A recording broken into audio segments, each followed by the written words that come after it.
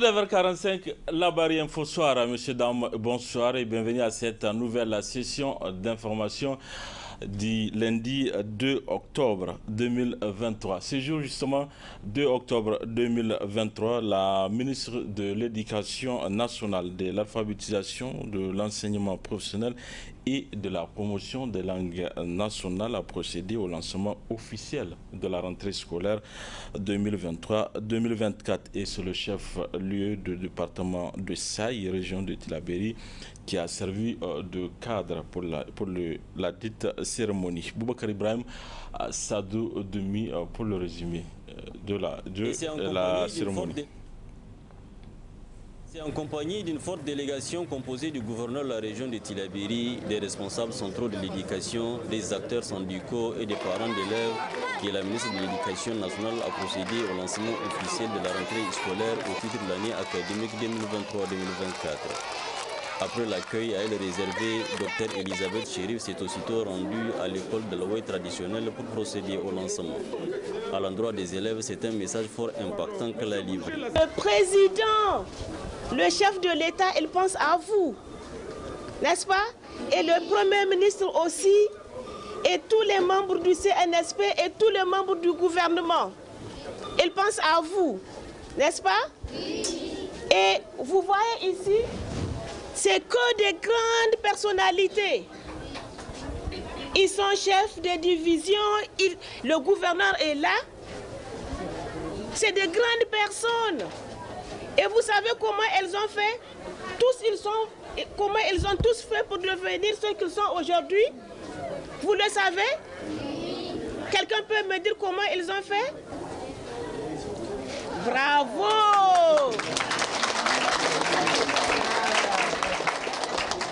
Vous avez entendu votre soeur, ce qu'elle a répondu? Elle a répondu que tous ici, ils sont devenus des grandes personnalités parce qu'ils ont beaucoup étudié. Est-ce que c'est bon de venir à Non. Est-ce que c'est bon de bavarder en classe? Non. Est-ce que c'est bon d'insulter un camarade ou une camarade? Non. Est-ce que c'est bon de faire la bagarre? Non. Est-ce que c'est bon de venir à l'école sans apprendre ses leçons? Non. Ah, donc comme vous connaissez ce que c'est une bêtise, qu'est-ce qu'on va faire? On ne va plus faire des bêtises. D'accord, merci beaucoup. La délégation s'est ensuite rendue à l'école Genki Bassarou, Solidarité Islamique Zango et les centres d'enseignement professionnel pour constater l'effectivité de la rentrée à travers la présence des élèves, de leurs enseignants et de la disponibilité des fournitures scolaires. Les acteurs syndicaux ont parlé d'un effort à saluer malgré la morosité économique. Nous réjouissons d'abord des conditions dans lesquelles la rentrée de cette année a pu s'opérer, puisque tout le monde sait le contexte particulièrement difficile qui nous a été imposé, qui a été imposé à l'ensemble du peuple nigérien. Nous constatons avec fierté que la rentrée scolaire, au niveau des différents centres que nous avons visités, vraiment s'est bien opérée. Nous avons trouvé les élèves sur place, les enseignants sur place, et vous voyez dans la salle les enfants avec donc leurs cahiers et même les stylos. Donc vraiment nous disons que Dieu merci. À l'issue de la visite, la ministre dresse un bilan satisfaisant. Toutes les écoles où nous étions passés, nous avons été très bien accueillis. Nous avons été très bien accueillis par des enseignants déterminés et par des enfants qui sont prêts pour reprendre les cours. Permettez-moi de profiter de cette occasion pour aussi dire que nous avons pu voir les fournitures, n'est-ce pas? Nous avons pu donner les fournitures aux enfants. Nous voulons saluer tous les efforts qui ont été faits au plus haut sommet de l'État. Après toutes les étapes, Dr Elisabeth Chérif a animé une réunion d'échange avec tous les acteurs concernés sur des probables préoccupations. A noter enfin qu'avant de prendre congé de la ville de Saï, la ministre et sa délégation ont rendu une visite de courtoisie au chef de canton de Saï. À Niamey, c'est le ministre de la Jeunesse et des Sports, colonel-major Abdraman Amadou, qui a procédé au lancement de cette rentrée académique. Le ministre a fait le tour de quelques écoles de la capitale pour constater l'effectivité de cette rentrée, accompagné également de notre équipe. Il s'agit de Sakina Toussadou Gazibo et Boubacar Souley. Vêtus de leurs plus beaux habits, les scolaires aussi bien du primaire que du secondaire reprennent ainsi les chemins de l'école. sur l'ensemble du territoire nigérien après 3 mois de vacances. À Niamey, la capitale, c'est le ministre de la Jeunesse et des Sports, représentant son homologue de l'éducation, qu'accompagne le gouverneur de la région et responsables municipaux, qui a fait le tour de plusieurs établissements de la place pour s'enquérir de l'effectivité de cette rentrée.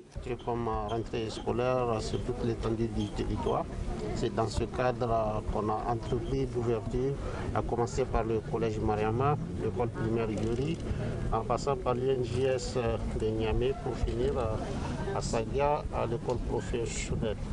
Et cette rentrée scolaire fait partie des priorités du gouvernement, comme l'a dit le Premier ministre.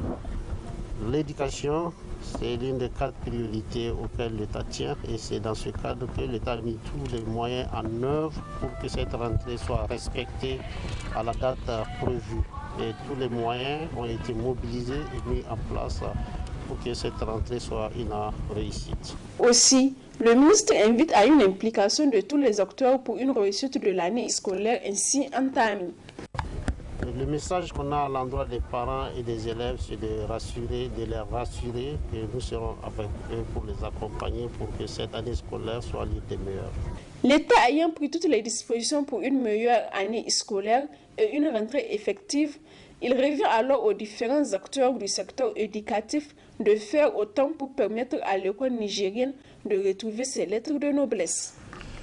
Les parents d'élèves, à travers leurs présidents d'associations, dressent leurs attentes par rapport à l'année académique 2023-2024. Voici l'imam que je vous propose de suivre en extrait. Nos attentes, c'est que nous demandons à l'État de mettre les conditions nécessaires, tout ce qu'il faut pour que l'enfant soit dans de bonnes mains. D'abord, être dans des infrastructures bien définies, complètes et être dans des conditions d'apprentissage. Si je dis de bonnes mains, vous savez qu'un enfant, quand il va en classe, il doit être devant un enseignant.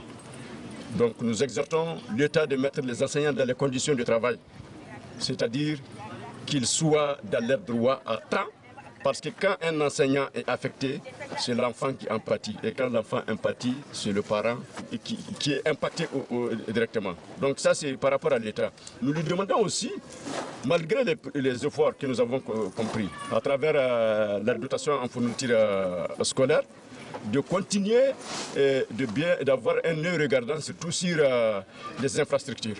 Nous avons beaucoup de classes qui ont été commencées, qui ne sont pas finies.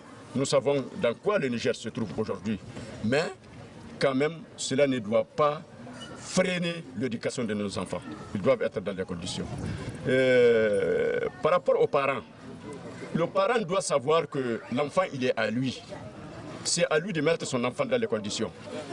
On a dépassé ce temps où l'enfant, tu l'inscris à l'école et tu le laisses à lui-même. Aujourd'hui, à travers même le comité de gestion décentralisé des établissements scolaires, la vie de ton enfant incombe un suivi permanent du parent d'élève. Ne pas inscrire l'enfant le 2 octobre et puis aller attendre jusqu'en juin pour regarder ses carnets de correspondance pour savoir s'il a travaillé ou pas. Et je dis, ils ont vu à la télé, ils ont appris. Et c'est vrai qu'il y aura des fournitures scolaires, mais ces fournitures scolaires ne pourront pas suffire pour les enfants, quoi qu'on fasse. Donc c'est à nous, parents, d'acheter, de mettre la main dans la poche. Et je l'ai toujours dit, du moment où le papa s'apprête à marier sa fille, il dépense des millions. Pourquoi ne pas dépasser ces millions-là dans la scolarité aussi de son enfant? Tu ne vas pas attendre le 1er octobre pour regarder à gauche, à droite. Et ce serait dommage que ton enfant revienne te dire, papa, on nous a demandé d'acheter des cahiers, on nous a demandé des livres, et tu dis, je n'ai rien, pendant que tu as eu tout le temps de le préparer. Le président du CNSP, chef de la transition, Abdraman Chani, s'est adressé à la nation le samedi dernier en langue nationale. Cet entretien en Hausa et Jarma est vivement salué par les Nigériens car il permet une bonne compréhension de la situation du pays. Écoutons quelques citoyens à ce sujet. Pour nous, c'est une très bonne chose. Nous l'avons très bien accueilli. On est conscient que nos parents qui sont dans les campagnes et certaines personnes même qui sont même dans les villes à Niamey, Et à l'intérieur du pays, ce n'est pas tout le monde qui parle français. Et c'est une première chose. Pour nous, c'est un contact direct entre le président et ce peuple et toute la communauté. Et la chance qu'on a eue à travers cette interview, beaucoup de gens ont su réellement les motivations de ce gouvernement. Et du coup, vraiment, ça nous réconforte. Et ça nous engage encore à aller plus de l'avant dans le combat que nous sommes en train de le mener. Et Inch'Allah, nous allons le porter haut. Nous allons contribuer à ce que le Niger soit définitivement libre. Nous avons tous vraiment apprécié la façon dont les chefs d'État s'exprimaient en langue nationale pour que toute la couche sociale, la population nigérienne, puisse être au même longueur d'information. Depuis après la mort de Sénou Kountché, nous n'avons pas encore connu des chefs d'État, ici au Niger en tout cas, qui viennent s'exprimer en langue jarma pour que les gens puissent comprendre. Certes, très souvent dans les assemblées nationales, quand il y a les débats, il y a des députés à l'hémicycle qui arrivent à s'exprimer en langue, mais en tant qu'un chef d'État, vraiment c'est avec Abdraman Tchani, et donc nous ne faisons que lui dire merci pour cette considération qu'il a pour le peuple nigérien. Pour ne pas dire que c'est une première fois, ce n'est pas une première fois, mais ça fait longtemps que les Nigériens n'ont pas eu vraiment un dirigeant digne comme ça qui vient avec les deux langues se prononcer et que toute la population, il sait qu'il est à l'écoute, que toute la population l'écoute et voilà qu'il s'est adressé en langue. Nous le remercions beaucoup d'avoir pensé à savoir que ce n'est pas tous les citoyens nigériens qui parlent toujours le français, toujours en langue étrangère. On est là, il y a bon nombre qui ne comprennent même pas parce que c'est presque conjugué à tous les temps. C'est pourquoi même il arrive à détourner la population. Parce qu'il y a plusieurs conjugaisons dans le français. Il n'y a pas vraiment une vérité réelle qu'on peut retenir. Mais avec ça, là, tout le monde a compris ce qu'il veut dire. Si vous voulez l'aider, aidez-le. Si vous ne voulez pas, vous allez vous taire. Mais quand même, lui, il a fait de son mieux. Mobilisation hier à l'appel du Front patriotique pour la souveraineté. Une marche a suivi d'un meeting qui a vu la participation des milliers de concitoyens venir écouter le message du ministre des Affaires étrangères, Bakary Sangaré Yahou, qui a été empêché de prononcer à la tribune des Nations Unies. Le résumé avec Adam Soumana et Soumaïla Abdoulaye.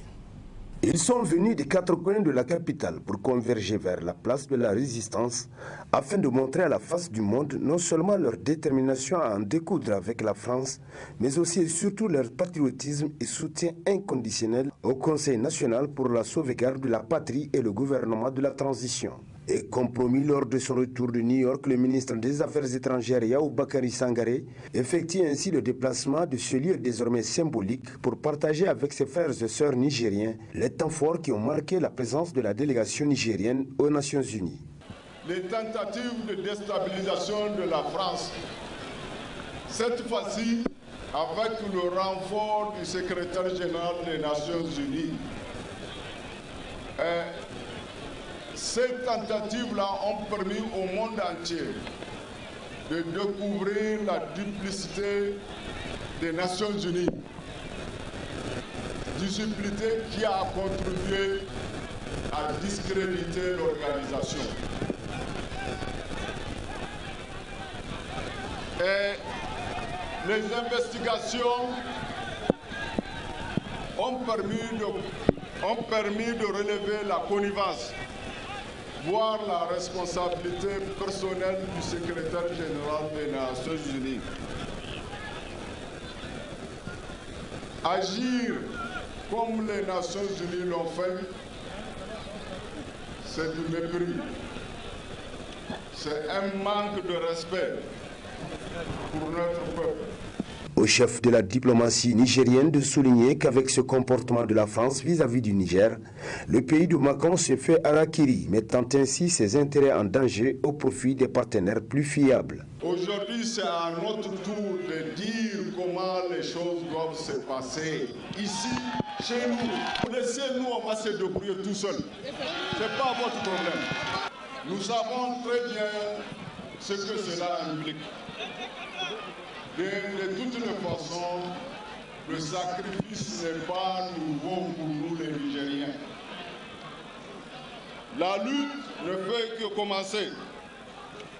Le chemin est long, nous le savons, mais nous leur disons aussi qu'ils ne se méprennent pas. Nous avons suffisamment de provisions pour mener ce long combat. Notre provision, c'est notre jeunesse, c'est sa détermination, sa conviction, sa motivation et nos marabouts qui sont là jour et nuit en train d'implorer Dieu pour qu'il sauve le Niger. Et nous disons aux investisseurs du monde entier qu'il n'y a rien au village, c'est l'homme qui a peur. Venez au Niger, venez au Niger. Nous avons des richesses et on veut partager cette prospérité avec le monde entier. Venez au Niger, nous allons partager avec vous la bénédiction qu'Allah a gratifiée le peuple nigérien. Bakary Yaou Sangaré a profité de cette occasion pour rendre un hommage mérité aux délégations sœurs du Burkina Faso et du Mali qui ont fait les préoccupations du Niger à la tribune des Nations Unies. Le ministre a enfin demandé aux Nigériens de garder le cap du combat pour la souveraineté et de rester concentrés sur cet objectif sans se laisser distraire. Les importateurs des denrées alimentaires sont indexés par les consommateurs comme étant responsables de la cherté des produits tels que le riz. Une de nos équipes s'est rendue dans plusieurs établissements à Niamey pour s'inquiéter de la situation. Ismaël Moumouni et Halidou Oubrema étaient aux établissements Oudou Younoussa. Cherté des produits de première nécessité tels que le riz, c'est la situation qui taraude les consommateurs. Les importateurs des denrées alimentaires sont pointés du doigt par les citoyens comme étant responsables de la flambée des prix, alors que la réalité est tout autre auprès de l'établissement Oudou Younoussa. Ce dernier a vendu le riz au tarif normal jusqu'à la fin du stock. On a testé nos entreprises et nous avons qu'on ne dispose d'aucun sac de riz portugais. Aujourd'hui, on n'a pas de riz à 5% ou 25%. Donc, le riz qu'on a, on l'a vendu sur le conseil des chefs de l'État à 12 500 francs jusqu'à le dernier sac. Et l'engagement, on l'a respecté. Les 12 500 francs qu'on a dit le président de la République pour le banque, et c'est ça qu'on a vendu jusqu'au dernier sac. Et vraiment, c'est un établissement qui appartient à la nation. C'est un établissement nigérien, un des meilleurs établissements nigériens. Donc, on reste dans cette cadre et nous sommes là, nous sommes patriotes. Des magasins complètement vides et d'autres sans riz, l'établissement Oudou Younoussa s'attelle à mettre à la disposition des consommateurs des produits car elle dispose d'une quantité importante au port. Sur la disponibilité au port, aujourd'hui nous avons une grande quantité qui est déchargée au port, qu'on a manque de camions pour enchaînement au Niger. Si vous prenez avant l'événement, les transports ça a été 26 500. Aujourd'hui, les transports c'est à 75 000 francs. Et on n'arrive pas à trouver des camions pour nous encheminer la marchandise. Et les marchandises sont au port. Chaque jour, il n'y a que les sous-restaries, les gardinages. Finalement, il y a certains opérateurs qui sont en train même de faire l'abandon de leurs marchandises au port et que le port le prend en charge pour le revendre. Avec une quarantaine d'années au service des consommateurs, l'établissement Oudou Younoussa s'engage toujours à être aux côtés de la clientèle. Après les établissements Oudou Younoussa, nos reporters Ismaël Moumouni et Halidou Oubrema se sont rendus à la société Oriba à Raïs pour là aussi s'enquérir sur la disponibilité et aussi la cherté des prix du riz. Voilà le constat qui se dégage. La flambée des prix des produits de première consommation comme le riz plonge du coup la population dans le désarroi. Une situation orchestrée par les importateurs selon bon nombre de citoyens alors que la réalité est tout autre. Chez la société Oriba Cette société a vendu le riz au tarif normal. Nous avons déclaré les sacs à 12 500. À l'époque, nous avions 360 000 sacs en stock. Nous avons vendu fidèlement ces riz à 12 500, soit moins en gros, parce que nous avons vendu la tonne à 495 000. Si vous faites 495 000 divisé par les 40 sacs, ça vous fait 12 370. Nous sommes surpris aujourd'hui qu'on nous dise qu'on a vendu ces riz à 16 000, 17 000 ou 18 000. Pour preuve, c'est lui qui a cette preuve, nous la voulons. Nous, les importateurs, on a vendu au prix tel qu'on l'a déclaré fidèlement. Et après, les gens ont acheté chez nous pour vendre à des prix spéculatifs que nous ne pouvons pas maîtriser malheureusement. Mais c'est vrai que c'est un sac au riba, c'est un sac au loup, c'est un sac larabou, il va de soi. Mais la vente, c'est limite au niveau de nos dépôts. Quand ça quitte chez nous, nous ne sommes pas maîtres du prix. Les spéculateurs, sachant qu'il n'y a pas de produits, ils spéculent là-dessus.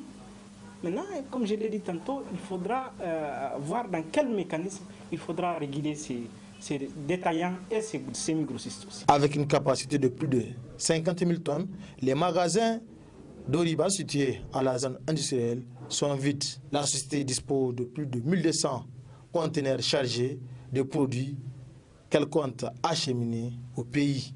Cette situation sera bientôt décantée dès lors que les convois ont commencé à venir.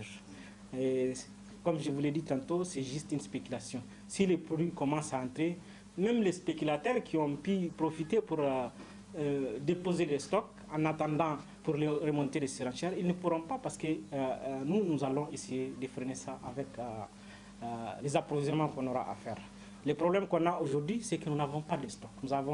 Nous sommes en rupture de stock. Nous avons déjà informé par rapport à ça. C'est la seule chose qui nous handicape aujourd'hui. Nous avons aussi un arrivage dans les jours à venir du riz.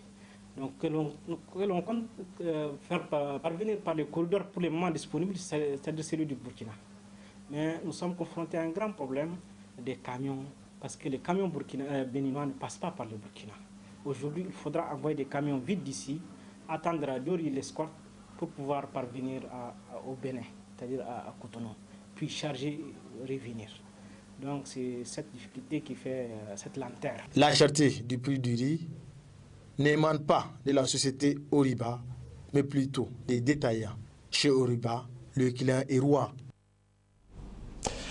Cérémonie d'inauguration samedi dernier à l'Osso Gungu d'une madrasa dénommée Oukba bin Nafi en présence de plusieurs invités. Cette école est l'œuvre du prédicateur Ousseini Abdelaziz. Adamou Soumana Boubacar Souley. Lecture du Saint-Coran, poèmes et sketchs étaient au menu de cette rencontre religieuse entre apprenants et leurs parents avec le personnel d'encadrement de la madrasa Oukba bin Nafi. Occasion pour l'une des élèves de prendre la parole au nom de l'ensemble de ses camarades pour situer les objectifs assignés à cette rencontre. L'objectif de cette rencontre est de faire comprendre à toute la Oumma islamique, en particulier les jeunes adeptes, que pour pratiquer correctement la religion musulmane, la nôtre, il faut un minimum de connaissances. Car la bonne pratique de la religion musulmane passe par l'apprentissage des connaissances rituelles. Donc le lieu par excellence de l'apprentissage est la Makranta. C'est pourquoi je vous exhorte de venir vous inscrire afin de mieux apprendre. Chers frères et sœurs en islam, il est de notre devoir, en tant que musulmans ou musulmanes, de savoir la raison pour laquelle Dieu nous a créés. Toute personne ayant trouvé cette réponse sait que la Makranta ne constitue pas une entrave pour l'évolution de nos études scolaires. Au contraire, Dieu nous donnera la baraka dans nos études et nous permettra de les réussir, Inch'Allah. Chers parents d'élèves, pendant l'année scolaire, la Makaranta se déroule les samedis, les dimanches, les mercredis soirs, qui constituent des jours où les élèves ne vont pas à l'école. Abondant dans le même sens, une des disciples de la madrasa, Oukba bin Nafi, a adressé un message fort aux parents. Savez-vous que le Coran nous enseigne qu'il faut profiter de sa jeunesse avant la vieillesse et de son temps libre avant d'être occupé? Alors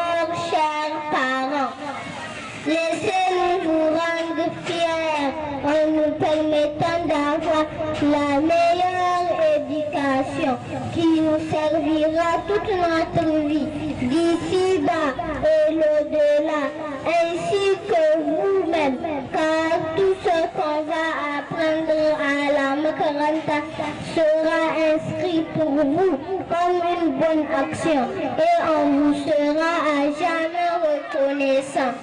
On peut bien aller à l'école et continuer à venir à la Makaranta pendant les jours libres. Alors, chers parents, n'hésitez pas à envoyer vos progénitures dans cette madrasa qui prépare bien leur avenir.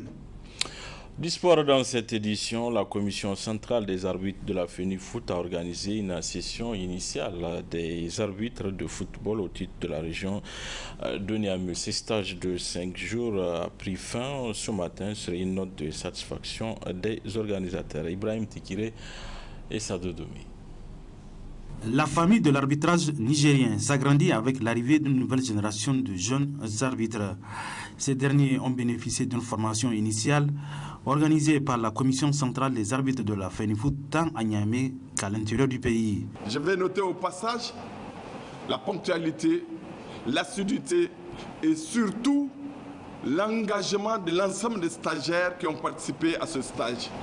Je tiens très sincèrement à les féliciter pour leur adhésion, pour avoir accepté d'être dans le monde difficile mais noble de l'arbitrage. Nous avons travaillé pendant 5 jours. Les résultats, vous allez les avoir dans peu de temps. Et je suis très sincèrement fier de ce que nous avons fait dans cette salle. Cette formation ne concerne pas que Niamey seulement. Du 5 au 8 septembre, il y a déjà une formation initiale à Maradi. Du 25 au 29 septembre, une formation initiale à Zender. Et en même temps que nous faisons cette formation à Niamey, il y a une formation qui se passe aussi à Tawa.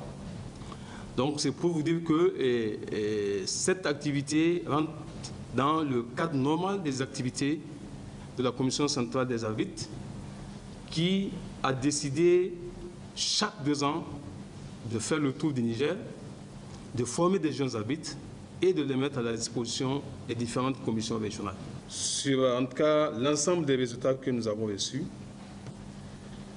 nous sommes très satisfaits en tout cas, du niveau des stagiaires et surtout, je disais tout à l'heure, de l'âge des stagiaires et qui va nous réconforter un peu plus dans la poursuite. Au début de ce stage, je vous ai donné 2 ou 3 petits conseils. Je pense qu'à chaque fois que vous allez vous lever pour aller vous entraîner ou vous allez venir faire des activités de l'arbitrage, il faut vous souvenir de ces petits 3 mots. Il faut être patient, il faut être courageux et il faut avoir la volonté. Présent à la cérémonie de clôture du stage au titre de la région de Niamey, le président de l'association régionale de football de Niamey s'est dit satisfait du niveau de la formation et de l'âge des stagiaires. Et avec beaucoup de nombre de stagiaires par rapport aux autres régions de Niamey. Parce que c'est une fierté. Et aujourd'hui, nous nous sommes retrouvés avec un jeune de 2009. Cela prouve que notre arbitrage est en train de progresser chaque jour que Dieu le fait. Et aujourd'hui, dans la salle, ce que j'ai fait de remarques, la majorité qui sont là, c'est des gens qui participent toujours au stade pour les matchs du championnat. Et aujourd'hui, c'est eux qui critiquent les arbitres. C'est eux qui critiquent les arbitres. Aujourd'hui, on les revoit en face. Et donc, c'est une très bonne chose pour nous. Donc, on va les juger, on va les voir comment ils seront capables de relever le défi. Ça ne sert à rien d'aller dire que vous avez eu le stage, vous avez réussi et c'est fini. Ce n'est pas fini, c'est maintenant que le travail va commencer. Le travail va commencer dès ce soir, dès l'instant où vous avez eu votre station. Baptisé Promotion Omar Moussi, un ancien sifflet nigérien, le groupe des apprenants s'est distingué par de très belles notes, surtout chez les filles, des indicateurs promoteurs pour l'arbitrage nigérien. Voilà, messieurs, dames, fin de cette édition. Merci à vous de l'avoir suivi. Au revoir.